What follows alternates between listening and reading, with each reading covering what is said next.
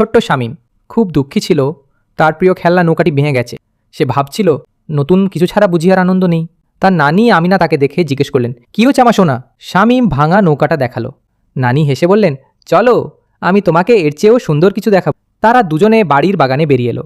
সূর্য ডুবছে আর আকাশ কমলা ও বেগুনি রঙে ছেয়ে গেছে।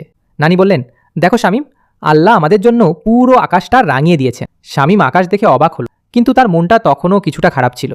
তারা হাঁটতে হাঁটতে গ্রামের ছোট্ট পুকুরটার দিকে গেল। পুকুর পাড়ে এসে তারা দাঁড়ালো। রাতের আকাশে ঝলমলে পূর্ণিমার চাঁদ। নানি বললেন, এবার পুকুরের পানির দিকে তাকাও। শামীম নিচে তাকাতেই অবাক হয়ে গেল। সে দেখল টলটলে পানিতে আরেকটি চাঁদ জ্বলজ্বল করছে। সে চেঁচিয়ে বলল, নানি, চাঁদটা তো পানিতে পড়ে গেছে। নানি মিষ্টি করে হাসলেন, না দাদুভাই, ওটা তো চাঁদের প্রতিবিম্ব।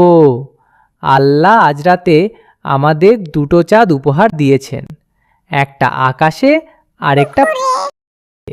এই উপহার কখনো ভাঙে না। শামীম একবার আকাশের চাঁদের দিকে তাকালো, আরেকবার পানির চাঁদের দিকে। সে বুঝতে পারল এটা যে কোনো খেলনার চেয়ে অনেক বেশি সুন্দর।